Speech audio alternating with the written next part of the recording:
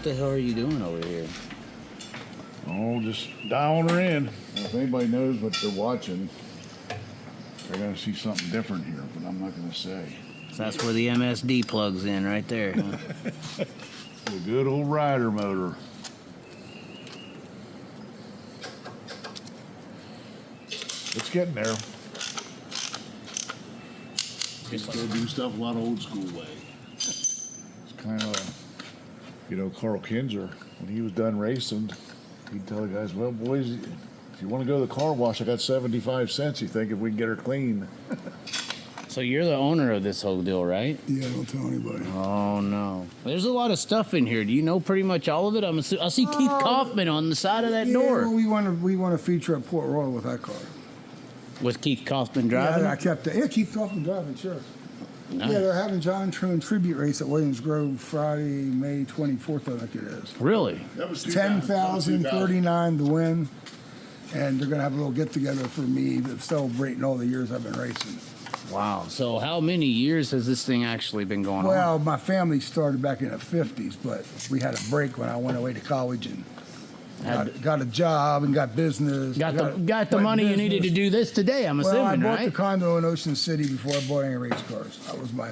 You did it smart then. And so I still got the condo. I never used it, but I still have it. Okay. And then what happened after that? Who was you originally driving? TJ Stutz was my first driver. At first, I just owned the motors in his cars. And then I bought the Apple 12 car from John. Well, he was helping me before Stutz. From Bob Stewart. What year was I this? worked on Kevin's car. Oh, so I worked on my brother-in-law's car, my dad's car back in the 60s. 70s. Right. So you've been in it. I've been in racing all my life. And then you said with motors, so you were like sponsoring a motor and had a name on the car. Yeah, I owned motors in TJ's cars, and when he drove the was that the '88 car? Yeah. The Chevy, the yellow one, or The red one. The red. The year Todd Schaefer quit first. Oh, okay. Yeah. So TJ won 2 races in a row at Sealands Grove. One of them with my motor, one with his owners, Gary Beams. right. And That was 04. that was 04. Yeah. But before that, I helped Kevin out a little bit, and Steve Stanball helped him out for years. Now, when you say help Kevin, he drove? He had his own car. Was he? Hold on. He'd go to Knoxville. He'd run Knoxville. He'd run Florida. Really? He really liked Florida. Yeah. So are we looking at a really good driver over there? Is he a good driver too? Well, he was. How many did you win? Well, the last win I had in PA was I was driving Weikert's car. Oh, wow. So he was there. He was in it. Yeah, he did all right. They don't know. He was quick time at Knoxville a couple of nights with the ride. Wow. Capetta's motors. Wow, Capetta's. Yep. Wow. Yeah. And we were out there at Knoxville. Hold on. There he is, guys. He's right there. No. Go ahead. We were out with Capetta and Hodnet at Knoxville. We did all right. Yeah. I think he finished 7th or 9th one year. I don't quite remember. But one year we missed it by 1. And I wasn't too pissed off because we got to watch the race without being all burned out. No tires, no fuel, no engine trouble, no crashing, no nothing. You still got $9,500. Right. That's more than we didn't have any races that paid that back here then. Right. And money was worth more back then as well. Yeah, 9,500 was probably like 20 grand a day. Yeah, I mean, I'm happy they're paying $10,039 on the tribute night. Well, right. But that's double what they normally pay. So Right. it's only $5. So basically, you bought the Apple car out Well, and then TJ ran that. We ran that for a year. as a 39 car? Yeah, no, we ran that as his number, didn't we? No, it was 39. It was 39, okay. Yeah. Which is your It was family my family's situation, number, okay. Yeah, that's Doug Esch in that middle car up there. Okay, Doug Esch. He won the National Open. At Yeah, he did. He beat the Outlaws. We had 3 in a row at Williams Grove one time. We had a little streak going. Remember that, Kev? 18th, 2 weeks in a row, and won. Wow. That was the good old days when quick time or fast qualifier would get handicapped to 18. Right. Now it's 12. Wow, yeah. So they really pushed out. In the old days, you only had about 5 or 6 really good cars to compete against. Now 24 of them got the same motor, same everything. Right. So You can't innovate speed. it's really hard passing now, and they make it more difficult changing the wings around, doing this and that. I think all they need to do is make the tires smaller, Right. bring them in. So I'm curious. It goes Doug Esch with a 39. Y'all did what y'all did. Then where did the path go? After Doug Esch? Hodnet. Hodnet. No, we had somebody in between We there. had Keith. Keith Kaufman, and he won right there. And then Hodnet. And then Hodnet. And Hodnet's, is Hodnet a tough... I mean, obviously there's people outside the area that cared a lot about losing a driver like Greg Hodnet, but for you, knowing you had a somewhat of a relationship with Hodnet, I'm assuming it was a pretty little dramatic. right. Yeah. And it happened locally. It wasn't like he was out racing somewhere. He lived 1 mile from me. We go out to eat and do stuff together with him and his wife. I knew his wife. I knew her. The wife with her first husband worked for me. Her second husband worked for me. Her third husband I didn't know. When she married Greg, he worked for me too. So I had 3 out of 4 of her husbands work for me. Right. Now, that's and her and I, our birthday is the same day, August 18th. Well, and obviously Greg always talks about how she would get him to go out, and they would do a lot of trips on the road together. So that was a very tight relationship there. Yeah, we'd take Greg to Philly to a football game, and he went to Memphis, and I went to Temple. And of course, Temple kicked Memphis' ass that year. We haven't in years since, but we did that year, and I was giving him a hard time the whole way home. But yeah, we were like brothers. He was a great guy. I really miss him. So he did win in y'all's car. He did perform. 33 races or 34 races, yeah. Right. And then obviously moved on to other stuff. We won every track championship, Williams Grove, Sealands Grove, Susquehanna. And what year was that? 2010, 11, and 12. 11 and 12, right? 10, 11, and 12. Okay. And then and obviously... 2011 and 12. Okay, 11 and 12. That was last year. Well, that was 11, 12, and 13. Yeah, 11, because 12, 3 years. 13. Okay, and then he did go to the Hefner car. He went to the he came from the 22 car, Jim and Sandy Klein, right, to my car, and then once I had heart trouble and was in the hospital, and they said they don't know if I'm going to be able to survive it, my heart issue, and well, they were damn wrong. So I was a little concerned about that. So I just said, you know what, I got to worry about myself right now, and I just quit racing. But Mike and I were sort of getting to be friends, and I said, Mike, he's the guy who'll put your car in. Is that the first time we saw Trone Outdoor on the Hefner 27? Is that when that started? That's how it started. Well, then when Greg got in Hefner's car, then I sponsored Greg, and Trone Outdoor's been on that car ever since. Mike he likes me. We're friends. And he said, I looks cool on my car, and if you don't mind, can I have it? Can you keep it on there? I said, it's free advertising for me. I'm in the advertising business. Right. You go away with the heart issue. Greg goes to that ride. When does the 39 return? About, how long is it, Kevin? 2 years? Greg, 1 year with Greg ran the 22 and I didn't run. Then we ran the next year.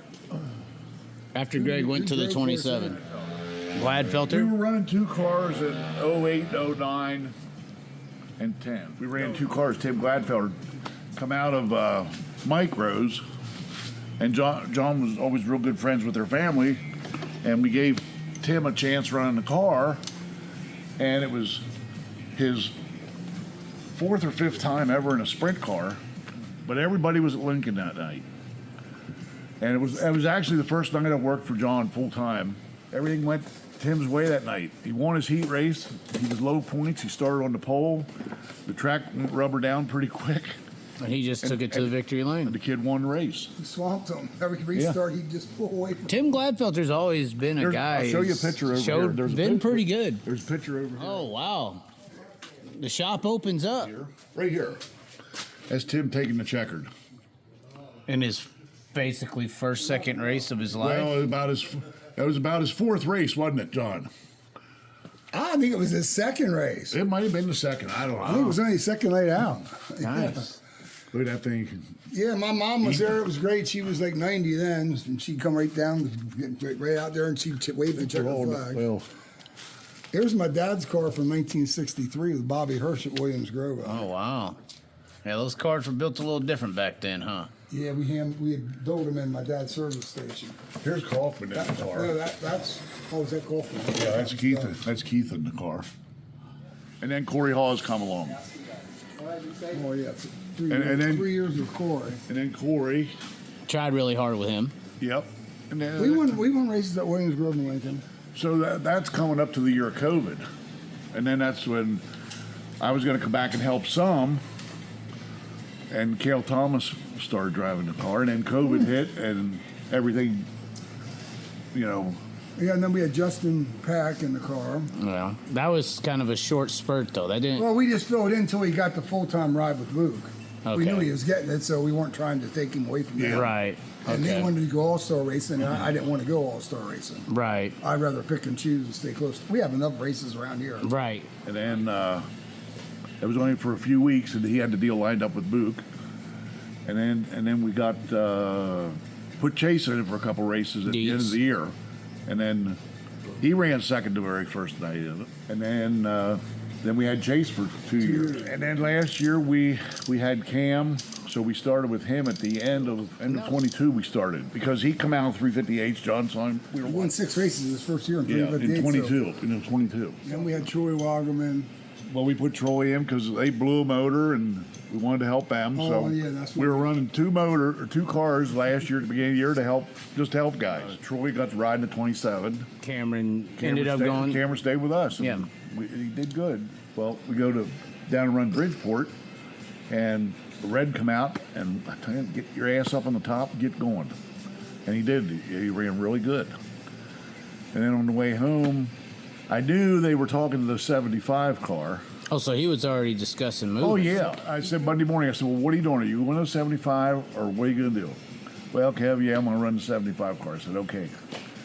We're parting ways now. So then I'm gonna you look were for a driver. so So you were then, looking- that's when I got Garrett Williamson to come in and run it the last race with Baps at the end of the year. Yeah, and he's a good Yeah, shoot too. yeah, he's a Well, good he kid. couldn't even call me when I was in the hospital and tell me, hey, I'm going to take a ride. You know. So you took offense to him. did. Well, he's my electrician. He does my electrical work on my billboard. I'm just pissed off at him because they never called me here.